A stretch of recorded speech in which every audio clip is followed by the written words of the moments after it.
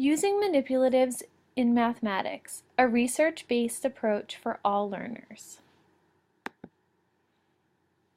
What are manipulatives? Manipulatives are objects that are handled by an individual in a sensory manner during which conscious and unconscious mathematical thinking will be fostered.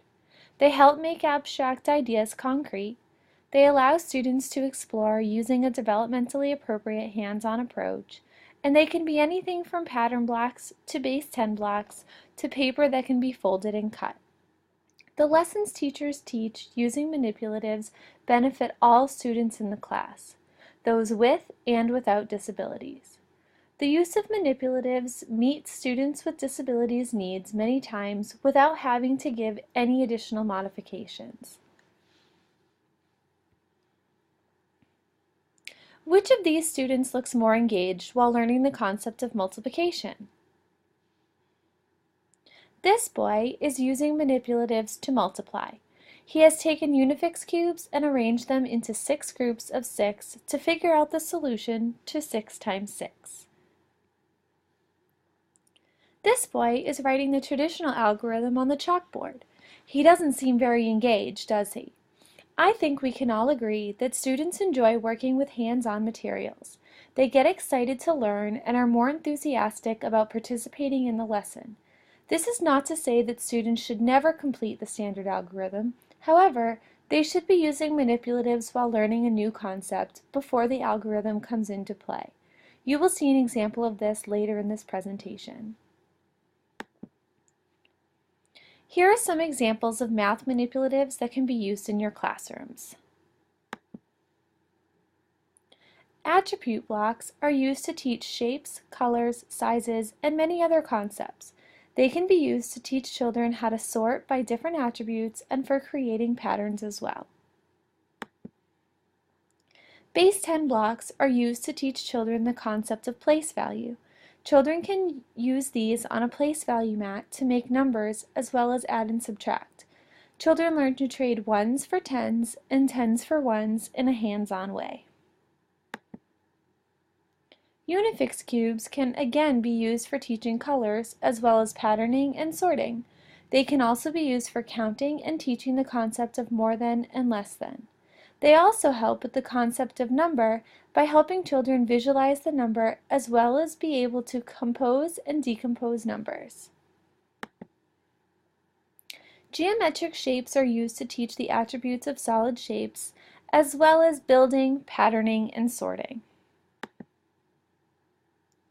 Clocks are used to help children learn the concept of time. They allow children to set the time on their own clock and experiment with how the hands move together.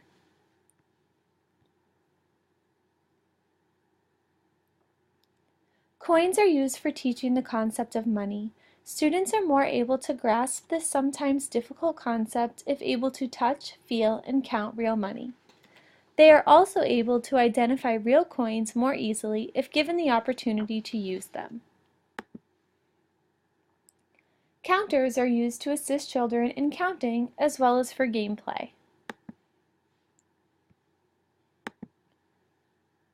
Cuisenaire rods can be used to teach many mathematical concepts such as the basic 4 operations, area, fractions, and more.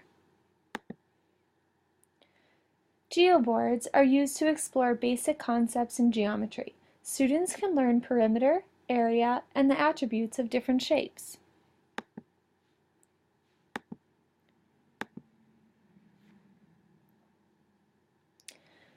So, why do we use manipulatives to teach math? Research shows that students learn math concepts best when taught using the concrete, pictorial, abstract approach, which is sometimes called the concrete representational abstract approach. This approach to teaching allows students to develop a better understanding of a concept. You can click on the YouTube video for a short video describing this approach. In the concrete stage, a student is first introduced to an idea or skill by engaging in a hands-on approach. This is where manipulatives come into play. This is a hands-on component using manipulatives, and it is the basis for students' conceptual understanding. The student is using Unifix cubes to add 2 plus 3 by putting 2 orange cubes together with 3 red cubes to get a total of 5. Concrete manipulatives help students with disabilities understand the abstract language of math. They can also be used to clarify misconceptions and build connections between mathematical concepts and representations. Struggling math students can have trouble connecting visual and symbolic representations. Manipulatives make these connections more explicit. The pictorial or representational stage comes after a student has adequately understood the hands-on lessons and can relate them to pictures or representations of the problem. Now, this student is transferring their knowledge to a picture representation of the problem. They are using a bar model to add 2 and 3 to find the answer of 5. In the abstract stage, students represent problems by using mathematical notation and symbols. Now the students are using the traditional algorithm to add 2 plus 3 to get the answer of 5. For some students, especially students with disabilities, the concrete method may be used longer. Students may need to go back to using manipulatives to help them solve the problems. In this case, the student is using manipulatives to help solve the traditional algorithm. This is a simple example of the concrete pictorial abstract approach, but it can be and should be for optimal student understanding, used with most, if not all, mathematical concepts. Research has focused on the use of manipulatives as tools for teaching students with learning disabilities. There have also been numerous research studies of the concrete pictorial abstract approach to teaching math to students with learning disabilities. However, studies are now showing that manipulatives and the concrete pictorial abstract approach are effective tools for teaching many concepts to all students. Therefore, using manipulatives has numerous benefits for all students in our classrooms. They are useful when testing out newly developing mathematical ideas after being introduced to a new topic. They also allow students to visualize and apply problem-solving strategies to real-world problems. Manipulatives engage children's memory systems, allowing for better retention, and also engage children and make them excited to learn and participate in their learning. Manipulatives also help students form internal representations. Simply using manipulatives in a math lesson does not guarantee success. Teachers need to be properly trained in using manipulatives during math lessons with students, otherwise they will not be effective learning tools. Teachers may give the students answers before allowing them to figure out the concept using manipulatives, or give students a too-scripted step-by-step procedure. Students learn more when they are self-directed than if the teacher directs each step. On the other hand, too little guidance can also create lesson failure. Training of teachers should include helping teachers deepen their understanding of representation, mapping out student thinking and how it is connected to goals developed by pedagogical strategies, helping teachers to reflect on the success of their lesson and use of manipulatives by assessing student learning and understanding, and making decisions in manipulative use, how, when, and which ones to use. If teachers are trained appropriately in these areas, the use of manipulatives will be more successful as a teaching tool and for student learning and understanding.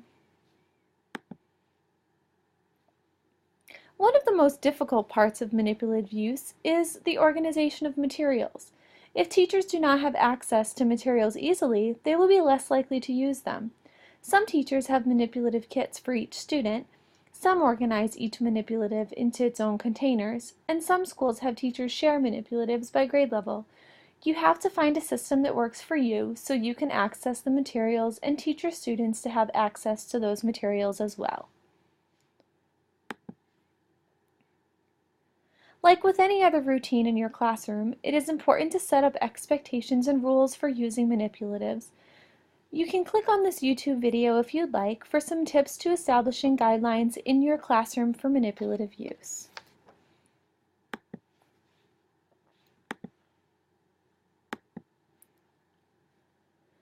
Virtual manipulatives are web or technology-based manipulatives that are modeled after concrete manipulatives.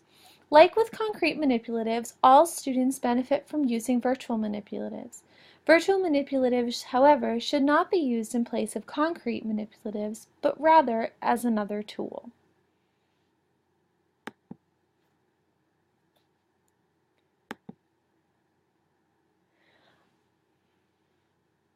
Manipulatives aren't just for math. Elkonin boxes are used to teach phonemic awareness by having students listen for sounds and words. There is one box for each sound, and students can manipulate counters or other objects and put them into boxes for each sound that they hear. In this example, they would move a counter into the first box for the sound sh, into the next box for e, and into the last box for p to get the word sheep. Magnetic letters are used to manipulate letters, sounds, and words. They help teach phonemic awareness, phonics skills, rhyming, and spelling. There are endless amounts of manipulatives available in all aspects of the curriculum.